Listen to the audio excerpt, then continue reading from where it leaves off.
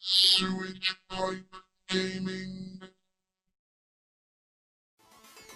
Hello and welcome to Sewage Pipe Gaming, where I play terrible games with amazing titles. And today's specimen is simply called Panda Superhero.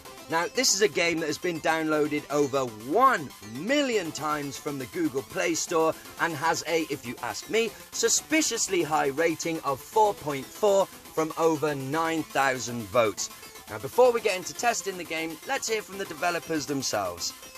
The legend returns. Fight your way as a true panda master fighter. Your kicks are fearsome. Your axe is unstoppable. Will you survive in futuristic world full of enemies? It's up to your skills.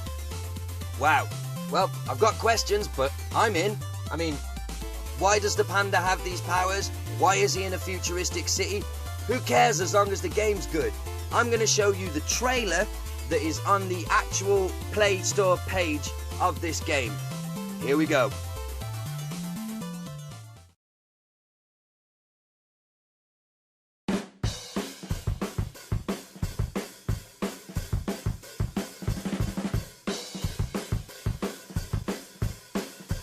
Panda Superhero.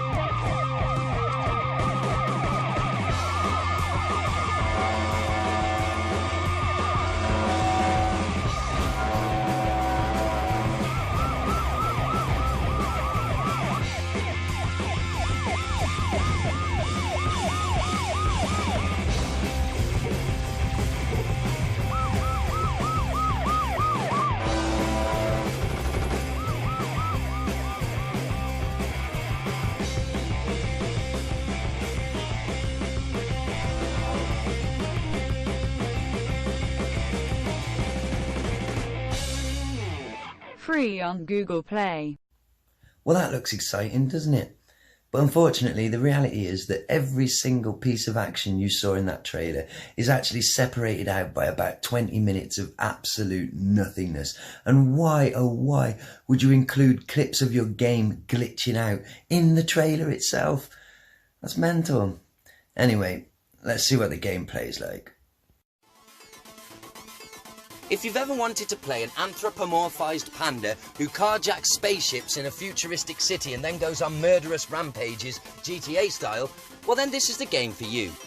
This is also the game for you if you enjoy long periods of absolute nothingness. Seriously, there is more happening in the black void of nothingness that we call space than there is in between the action points of this game. The controls are completely and utterly useless, and to make head or tail of the radar readout you would need a master's degree in physical geography. However, there are a few good points. The novelty of playing this panda who lives in this futuristic city who carjacks people is quite good fun if you actually do manage to bump into any other inhabitants of the city. When you carjack people, there are actually different radio stations playing in different types of cars, which is quite nice attention to detail. However, it is not enough to make up for the mind-numbing boringness that represents the actual gameplay.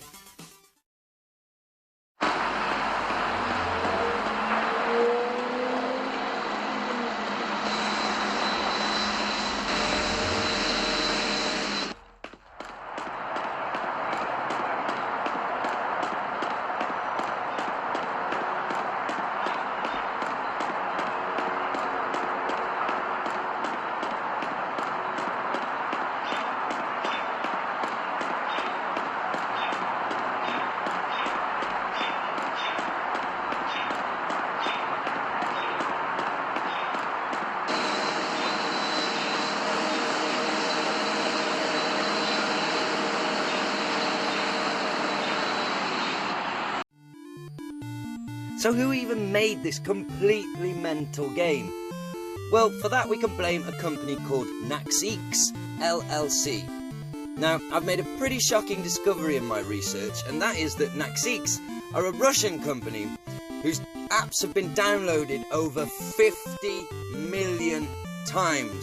So can we blame the Trump presidency and Brexit on Panda Superhero corrupting people's minds? Maybe Americans downloaded the game and became so disillusioned with themselves and their lives that they began to hate themselves and went on a downward spiral of voting in people like Donald bloody Trump. It's just a thought.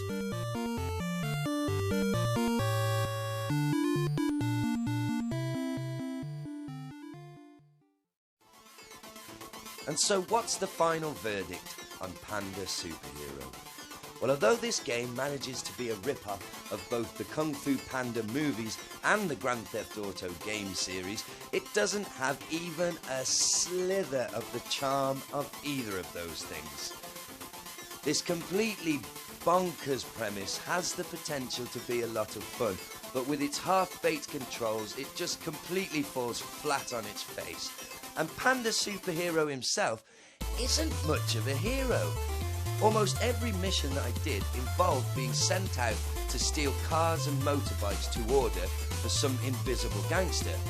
Stealing cars and motorbikes usually led to murdering innocent people in the streets. So it's my proposition that the game should not be called Panda Superhero, it should actually be called Panda Total Bastard. Because that's all he is. He's a thieving, murdering, furry bastard. And I also have quite a strong suspicion that this game may have been designed, developed, programmed and released by a Russian bot factory in order to bring down Western civilization. So my advice to you is, don't download the game, don't play the game, forget you ever saw this.